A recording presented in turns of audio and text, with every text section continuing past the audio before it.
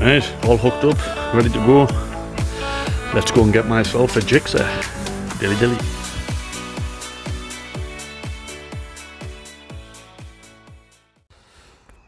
Okay, so welcome to another project on Anths Innovations. This is the Suzuki GSXR 750. It's the SRAD 1996 model, so carbureted rather than fuel injection, which was on the later models. She's not in fantastic shape, however she is pretty much all original, which is good to see. So we have had a replacement cap on there, so again that needs colour coding to the bike. Obviously everything needs good clean. Check the chain, sprockets. Not sure if I'm sure they're race tyres. Seat's got a rip, as it has on the other side.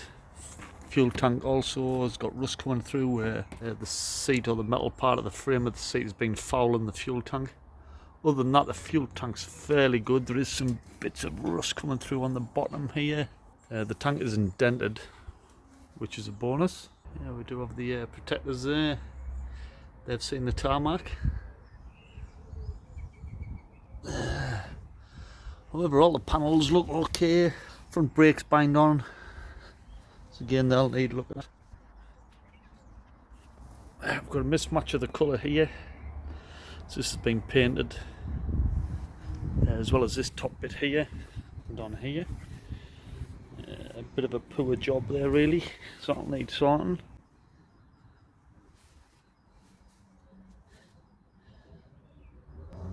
Original exhaust. Yeah, onto the back we can see somebody's hand painted this, I think, rather than getting the proper decal for it. I'll have to search to see if I can get the decals for these. Maybe just look at sorting that out as well. Cockpit area, again, all pretty much standard, very basic. Just got your speedo there and your rev counter. A little bit of analog going on with the miles and yeah, whatever else. She doesn't run. She did fire up but then died. There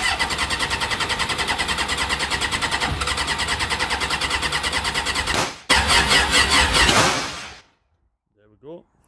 Nice backfire there, so we can see that the fuel isn't igniting, sitting in the exhaust and causing the backfire. So we've probably got a dud spark plug, possibly a coil. Yeah, so again just have to investigate that. Nice and loud that. Right, I'll get her into the workshop and we can crack on. Dilly dilly. Right, so I've just put my little trailer up for sale on Gumtree. Now that I've got my bike trailer, what I plan on doing is filling this in with the checkered aluminium board, because then I can use it as a flatbed trailer as well as a bike trailer, which I think will work well. It also means if I ride a bike on here, I've got footboards to put my feet down, which at the moment I don't. So yeah, it'll be a multi-function trailer then at least. Dilly dilly. Right, so I've got the seat off, got the tank lifted up, took the air filter off. That allows me to get to the spark plugs, so I've took the leads out. So I'm just about to take the spark plugs out now, see what condition they're in, clean them up, put them back in, and then I'll try and start it. Basically as it is, everything's still connected up. I have noticed some of the wiring isn't great. In here, yeah, it's kind of exposed.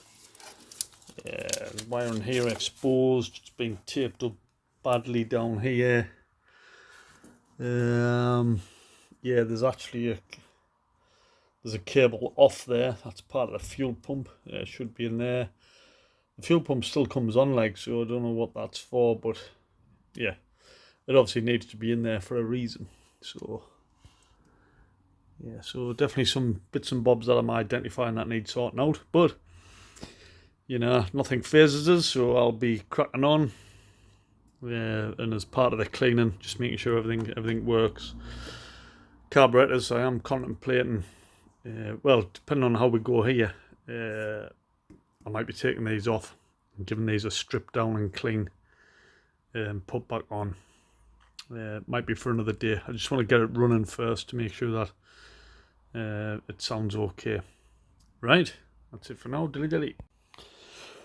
Okay, so talking about wiring, this was for the pump. As I said, one of them was off, which I think was that one.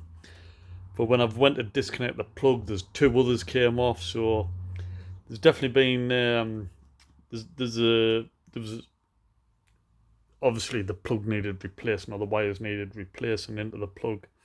They are very brittle here because obviously it gets hot under the engine. So if we look and I squeeze these, you'll probably see them snap. There you go. So it's just snapped there through to the metal because it's that brittle. There you go. Unlike the covered part or halfway up, where it's nice and pliable still, so it doesn't break the sleeve.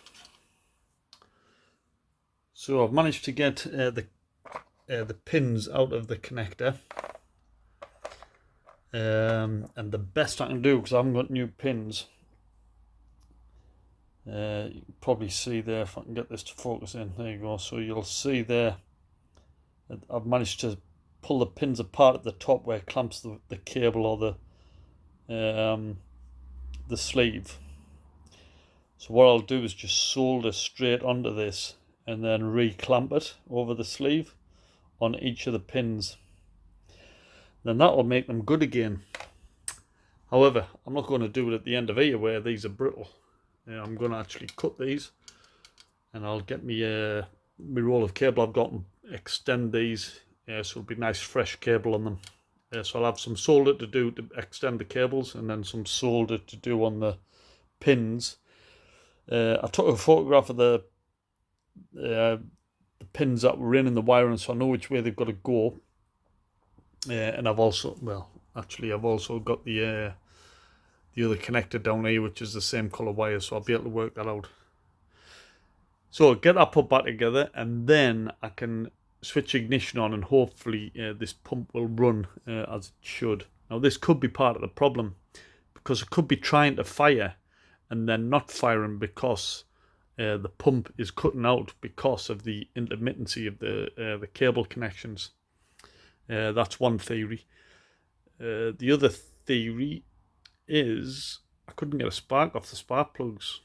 I had the earth cable hooked up and I earthed it onto here, turned the ignition, and I didn't get any spark from any of these, which is strange because we know when I fired it up before we did actually get a backfire, so we must have definitely had a spark then.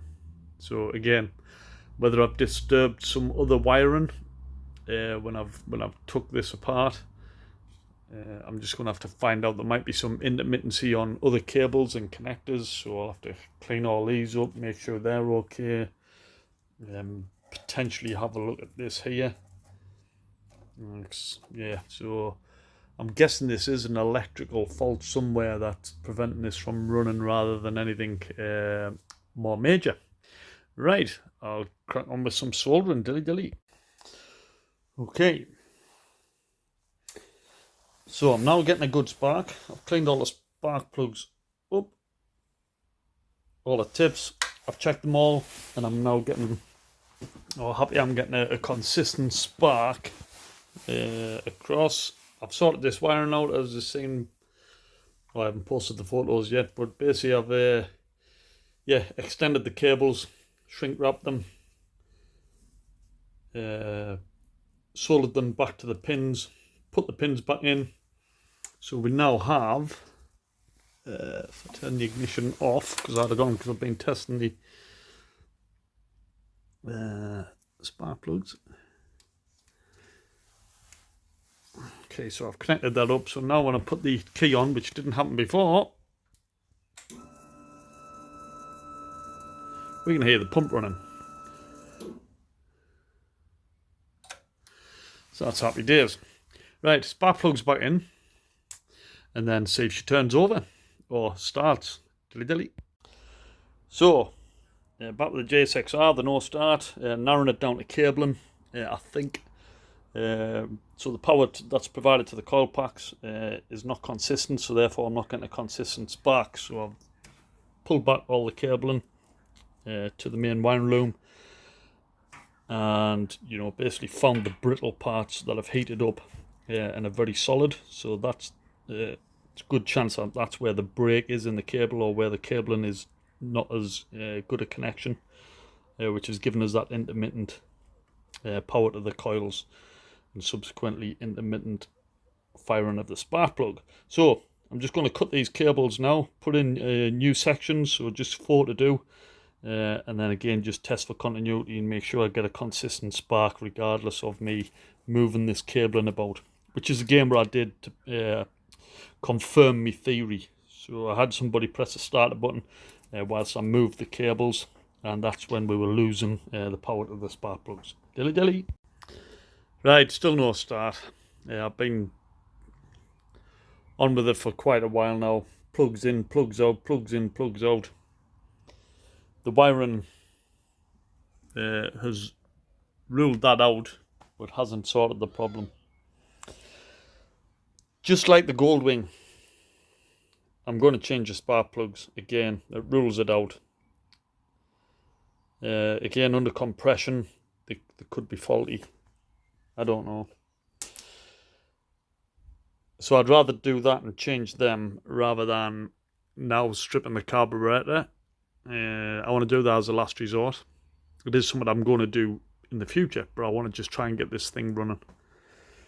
So change the spark plugs. If that doesn't work, then that's it. I'll pull the carbs and do a carburetor rebuild, and then put it back together and see what happens. Right, dilly dilly. So just something else I've found through research. Interestingly enough, running a carbureted bike without the air filter on, or the airbox, does prevent the bike from running correctly, purely because you're allowing too much air in. I had kind of this experience with the sidecar, if you remember, with the GS. It pinged every now and then, give a little bit of a backfire, because the jets weren't designed to allow that much air in, because I took the standard airbox off. It did run, but just not right. Now on these particular models, they say it will pretty much only run at idle. That's it. As soon as you put any revs on, it'll just die. Now saying that, when I took the airbox off initially, it wasn't seated on here correctly, wasn't tightened up or anything. It was just loosely on, so therefore not fitted correctly. So this could be contributing to the no start situation I'm in. So I've got 2 things to do tomorrow. Spark plugs arrive, fit them, and fit the airbox correctly, and make sure it's tightened down onto the top of these Venturis. And not to bore you too much, but one of the basically in a nutshell, the reason why it doesn't run correctly is you've got to have air restriction on the top here to get the harmonics right for what the jets are set up for, and the particular carburetor, which is obviously all done by the boffins during manufacture. So the airbox does play a critical part in the correct running of the engine, and it does kind of make sense to me, that and probably would to any layperson, just in basic terms there. So to that end, I'm looking forward to tomorrow. I'm going out now for a meal and a couple of drinks, so yeah, it'll be tomorrow, but that's certainly lifting me spirits a bit, because it's just something else that could resolve this issue. So look forward to the next video tomorrow. Dilly dilly. Okay, so new spark plugs have arrived. I've got them to 0.70 as it states in the book. There's an old one, there's a new one. Doesn't really make any difference, but in terms of looking at them. It's the internals that you can't see that potentially are goosed or plugged, as they say. So yeah, we'll get these fitted, get the airbox fitted correctly. The battery's fully charged, been on charge for a while, and we'll see how we get on. Fingers crossed, dilly dilly. Okay, spark plugs are fitted, airbox is fitted, all associated pipework fitted to the airbox. Tightened up the clamps to the top of the carbs on all four, and these were loose and also pushed into the box. They weren't even fitted correctly on this box, so somebody's had this off obviously previously and not put them on correctly. So anyway, that's as much as I can do. I've connected the fuel pump back up, so now it's a case of seeing if she starts. So I'll keep the video running, so you can see firsthand if it goes. Here we go.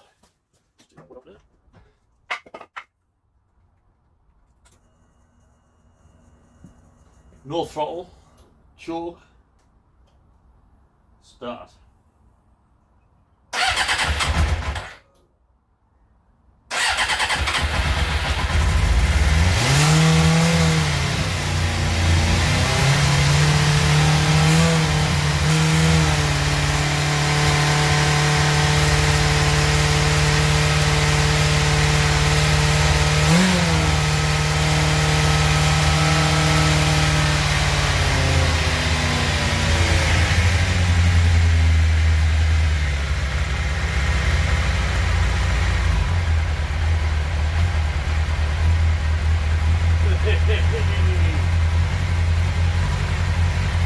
As we can see, she started no bullet. The reason she was revving high was that I had found the adjuster for the idle. So I've just turned that down. Get in, but there you go, running.